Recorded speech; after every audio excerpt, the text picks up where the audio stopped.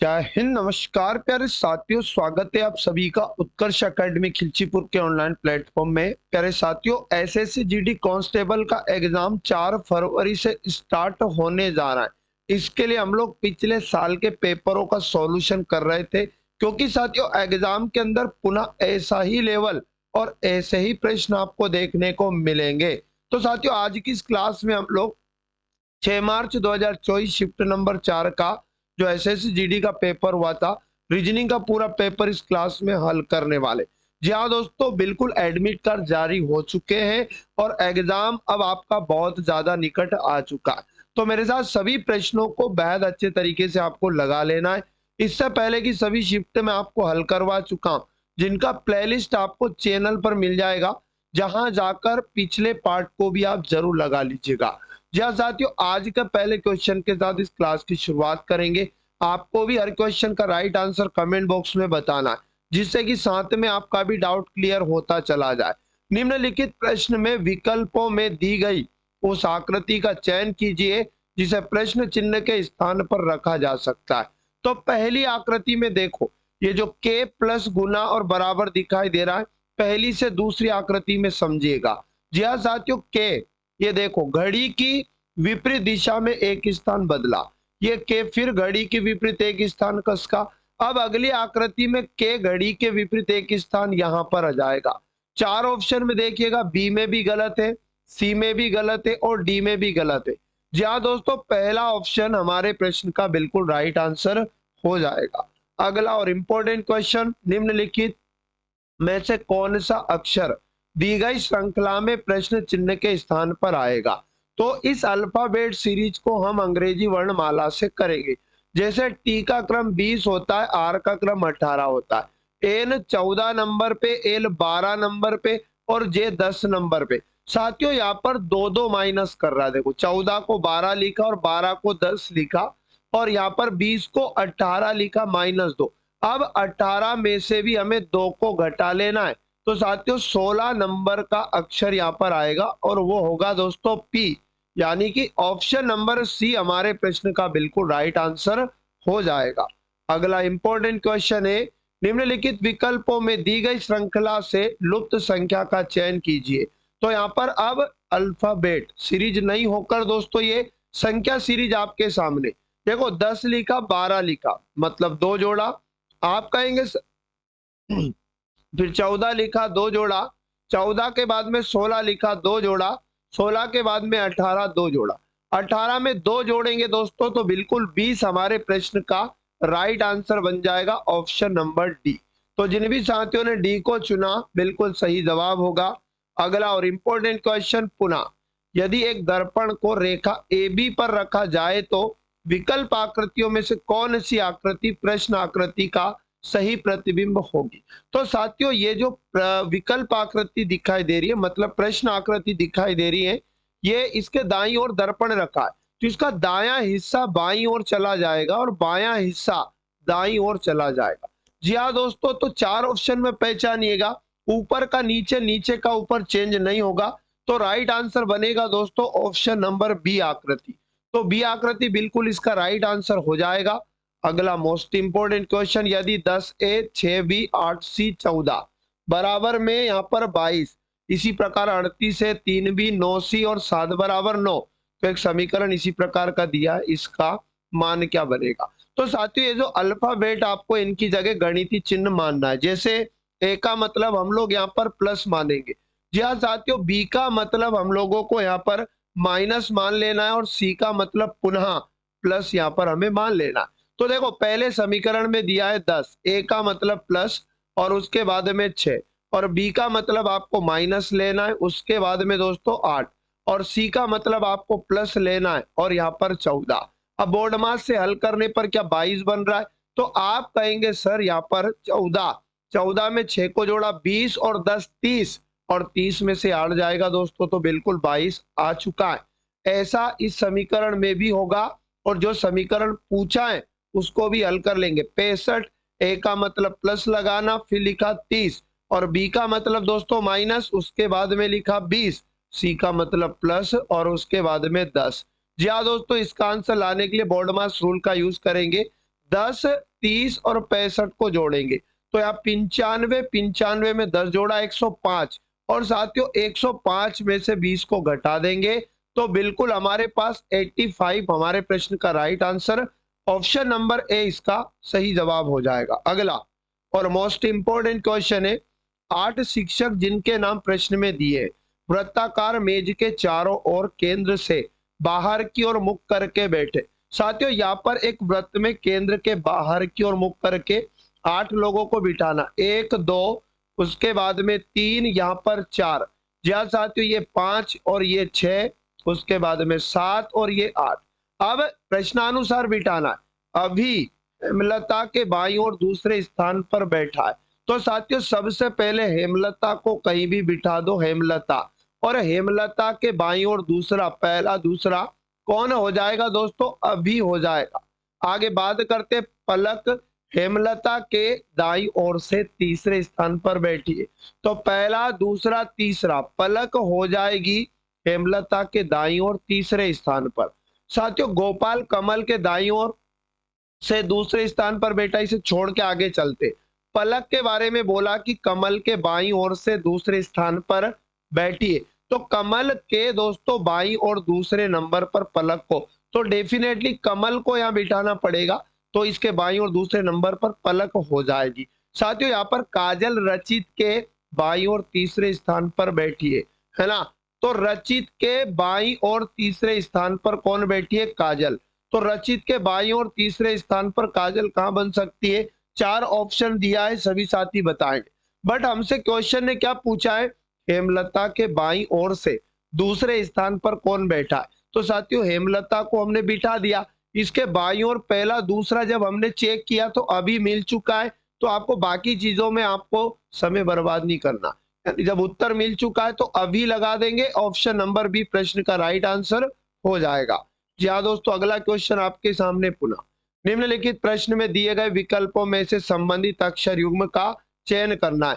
जिस प्रकार से दोस्तों एमओ का संबंध एमएन के साथ में है, 4 ऑप्शन में ऐसा संबंध किस में होगा, तो एम को एम लिखा और 15 पे एन 14 पे आप कहेंगे सर -1, तो इनके जैसा संबंध 4 ऑप्शन में ढूंढना है।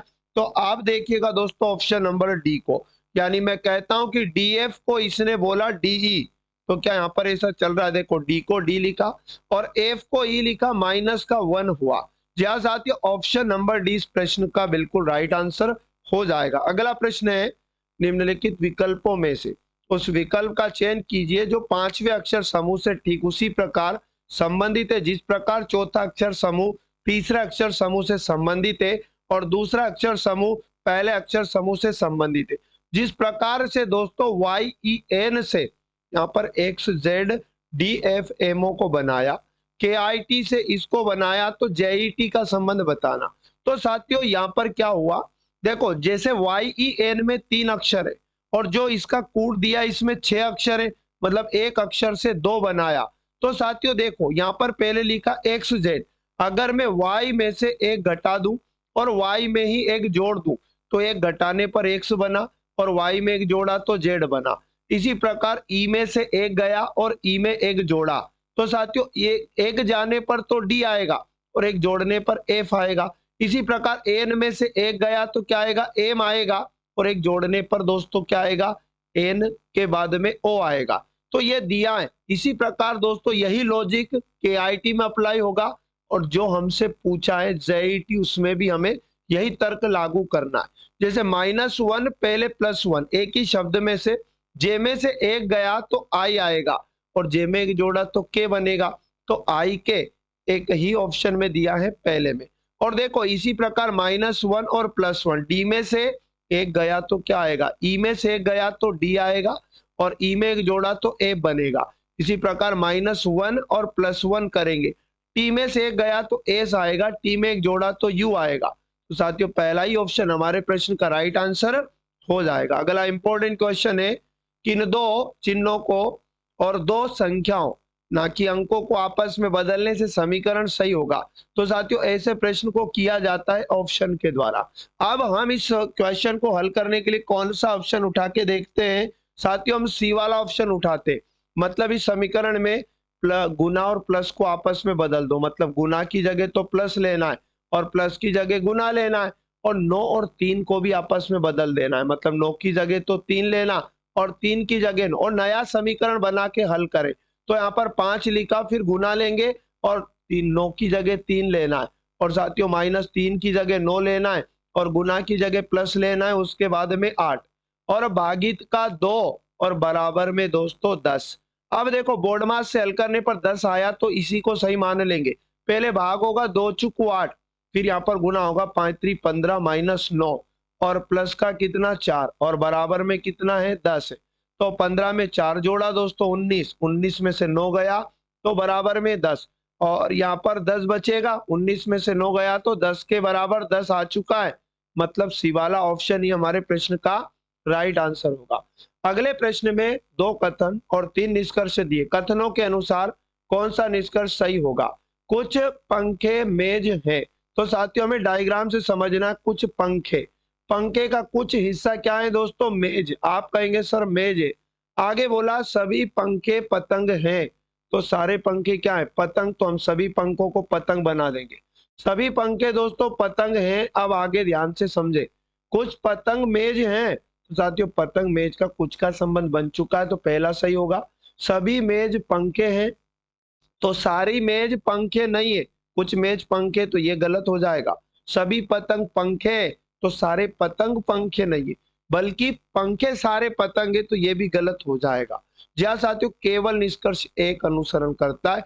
ऑप्शन नंबर डी जिन भी साथियों ने चुना है इस प्रश्न का राइट आंसर हो जाएगा। अगला, दी गई आकृति के उस सही दर्पण प्रतिबिंब का चयन कीजिए जो दर्पण एमएन को उस आकृति के दाईं ओर रखने पर बनेगा।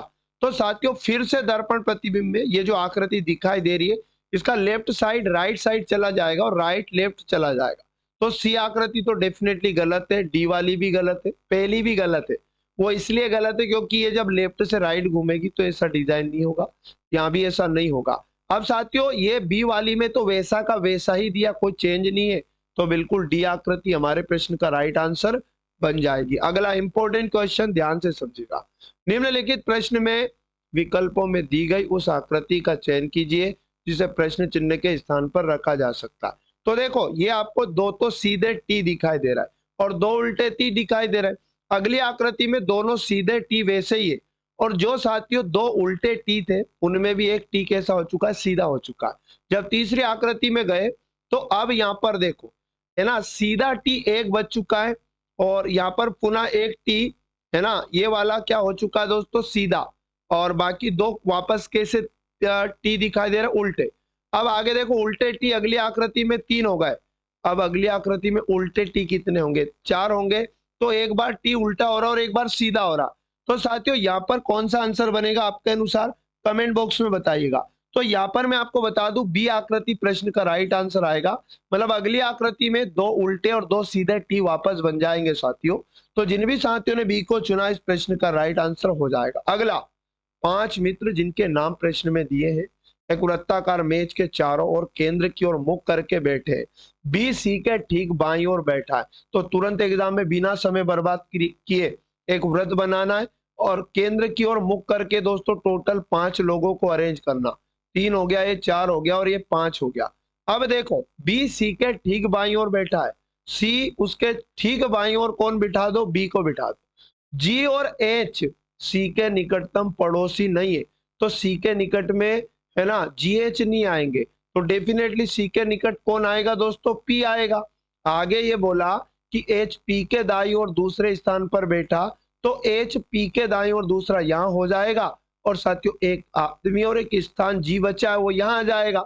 क्वेश्चन ने कहा कि जी के ठीक बाईं ओर कौन बैठा दोस्तों? तो पी बैठा है।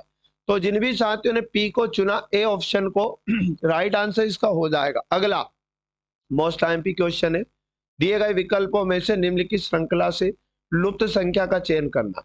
अब यहाँ पर देखो दोस्तों, यहाँ पर जो सीरीज आपको दिया इसमें मिक्स्ड सीरीज है। एक सीरीज तो 0 से -8, फिर -8 से हमारा उत्तर, और एक सीरीज है देखो 5 को लिखा 13, 13 को लिखा दोस्तों 21।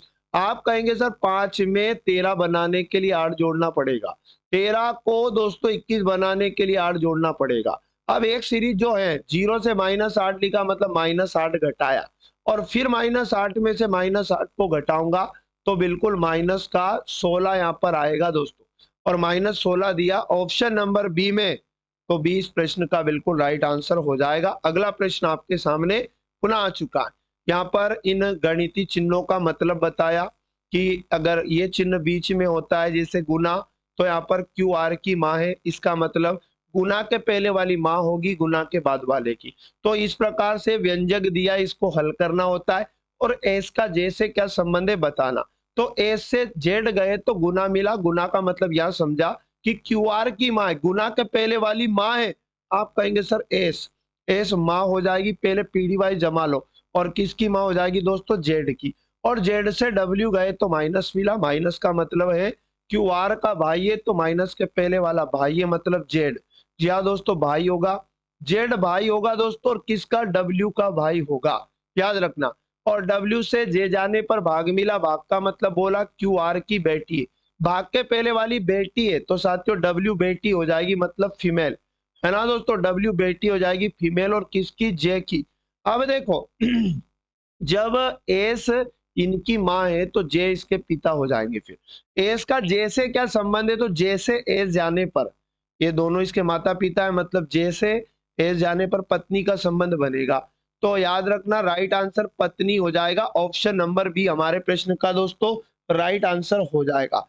अगला इंपॉर्टेंट प्रश्न आपके सामने पुनः एक निश्चित कोड भाषा में स्कार्फ का कोड दिया, शर्ट का कोड दिया और शूज का कोड पूछा है। तो देखो SCARF स्कार्फ को किस प्रकार लिखा गया, SH उसके बाद में दोस्तों IRT, ये समझे फटाफट से। उसके बाद में दोस्तों है ना स्कार्फ का माफ करिएगा शर्ट नहीं है, जो दिया है कूट उसको नीचे रखकर समझिएगा, बिल्कुल आसानी से समझ में आ जाएगा। CR उसके बाद में F और दिया है दोस्तों SA।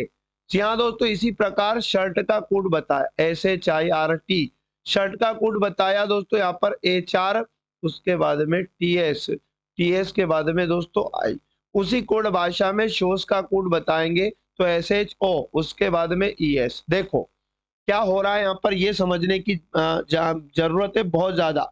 साथियों यहाँ पर क्या स्थान चेंज हुए, आप कहेंगे सर चेक कर लेते, जैसे पहला शब्द था कि दूसरा तीसरा चौथा पांचवा, अब सी को लाया पहले मतलब दूसरा, फिर आर को लाया मतलब चौथा, और साथियों एफ को लाया मतलब पांचवा, एस को लाया मतलब पहला, और उसके बाद में ए को लाया मतलब ये तीसरा शब्द लाया।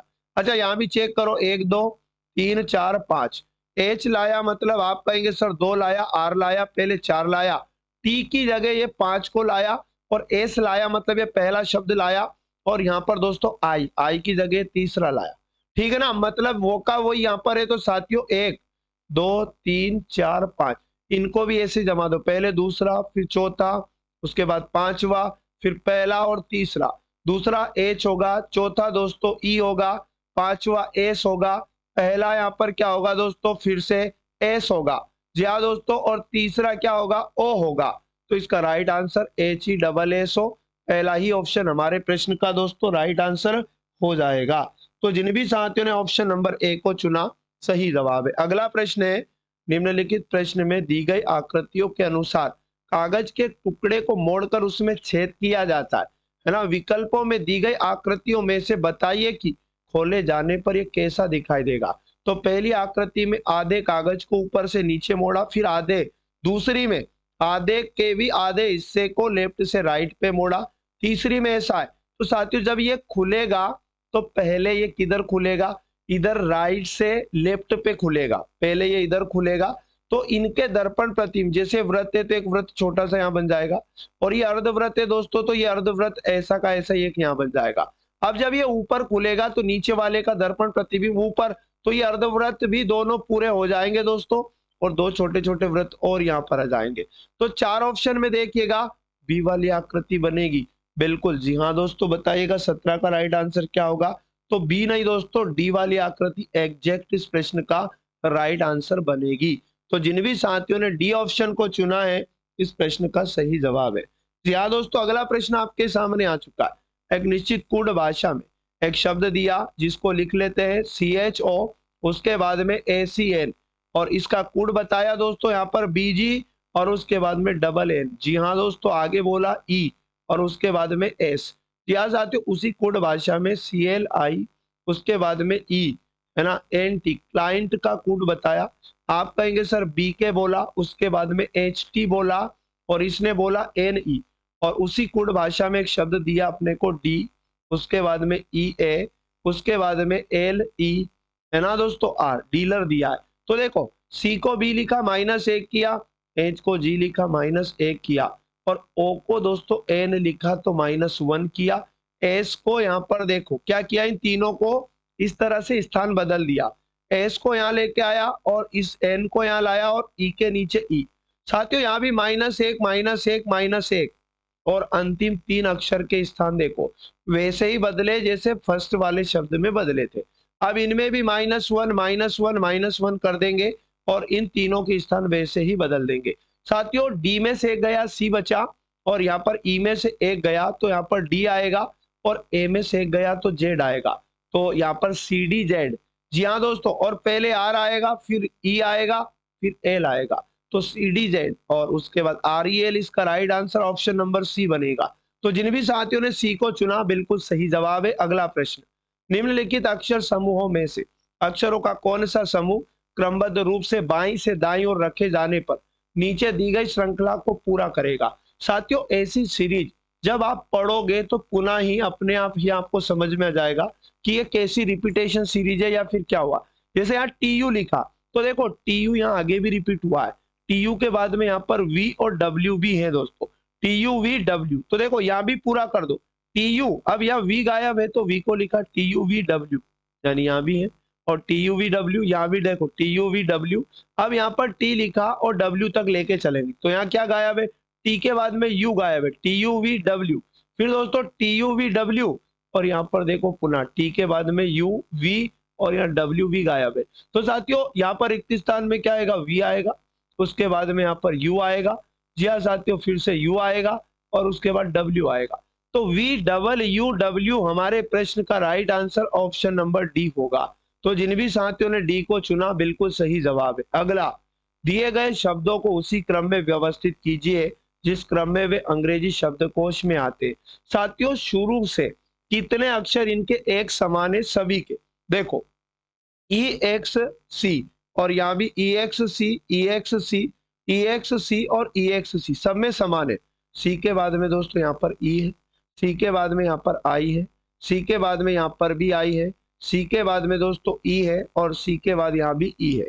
तो E पहले या I पहले, तो E पहले आता है तो E के बाद चेक करेंगे तो यहाँ भी E है और साथियों E के बाद में यहाँ पर S है और E के बाद में यहाँ पर L है। तो E वाला पहले नंबर पे आएगा, S वाला और L वाले में दोस्तों 2 नंबर पे L पहले आएगा, S वाला 3 नंबर पे आएगा। I के बाद में चेक करेंगे यहाँ पर S मिला, I के बाद में यहाँ पर T मिला। तो साथियों S 4 नंबर पे आएगा, T वाला 5 नंबर पे आएगा। तो पहले नंबर पे पहला, दूसरे नंबर पे पांचवा और तीसरे नंबर पे दोस्तों चौथा और चौथे नंबर पे दूसरा और पांचवें नंबर पे तीसरा। तो 15,423 हमारे प्रश्न का right answer option number B जिन भी साथियों ने चुना है करेक्ट हो जाएगा। तो साथियों ये थे टॉप मोस्ट इंपोर्टेंट एग्जाम वाले प्रश्न जो एग्जाम के अंदर पूछे गए थे। पुनः ऐसा ही पेपर यही लेवल आपको देखने को मिलेगा, इसलिए रोजाना इस क्लास को आपको जरूर वॉच करना है जब तक कि आपका एग्जाम नहीं हो जाता। मॉर्निंग में सुबह 8 बजे क्लास होती है दोस्तों, तो रोजाना इस क्लास को जरूर देखिएगा, समझिएगा और प्रश्नों को लगाइएगा। इससे पहले के पेपर अगर आपने नहीं लगाए लगा लीजिएगा, यकीन मानो एग्जाम में बहुत ज्यादा इस क्लास से फायदा होने वाला। चैनल को सब्सक्राइब नहीं किया कर लीजिए और बेल आइकन को ऑन कर लीजिए जिससे क्लास का नोटिफिकेशन तुरंत मिलता रहेगा। जी हाँ साथियों, मिलेंगे पुनः नेक्स्ट वाली क्लास में। क्लास अच्छी लगी तो लाइक कर दीजिएगा, अपने दोस्तों तक शेयर कर दीजिएगा। जय हिंद, जय भारत, वंदे मातरम।